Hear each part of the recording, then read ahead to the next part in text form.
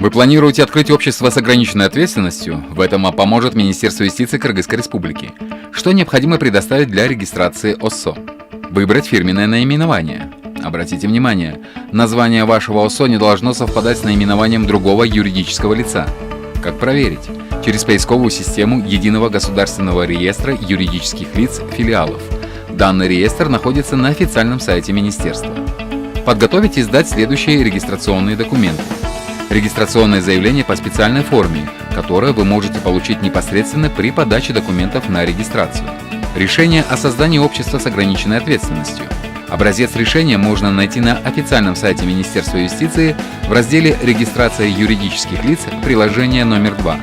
Копию паспорта учредителя общества с ограниченной ответственностью. Копию свидетельства о государственной регистрации, перерегистрации учредителя, если оно является местным юридическим лицом. Легализованную выписку из государственного реестра, удостоверяющую, что учредитель является действующим по законодательству своей страны, если оно является иностранным юридическим лицом. Срок подачи указанной выписки не должен превышать 6 месяцев со дня выдачи.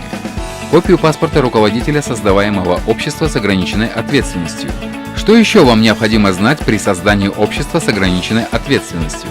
Минимальный и максимальный размер уставного капитала для ОСО не определен. Количество участников может быть от 1 до 30. ОСО не может иметь в качестве единственного участника другое хозяйственное общество, состоящее из одного лица. Документы, составленные на иностранном языке, представляются в регистрирующий орган с нотариально засвидетельственным переводом на государственный или официальный язык. ОСО с иностранным участием регистрируется в Министерстве юстиции, без иностранного участия в территориальных органах юстиции. Прием документов осуществляется ежедневно с 9:30 до 14 часов. Стоимость регистрации 407 сомов плюс оплата за бланочную продукцию.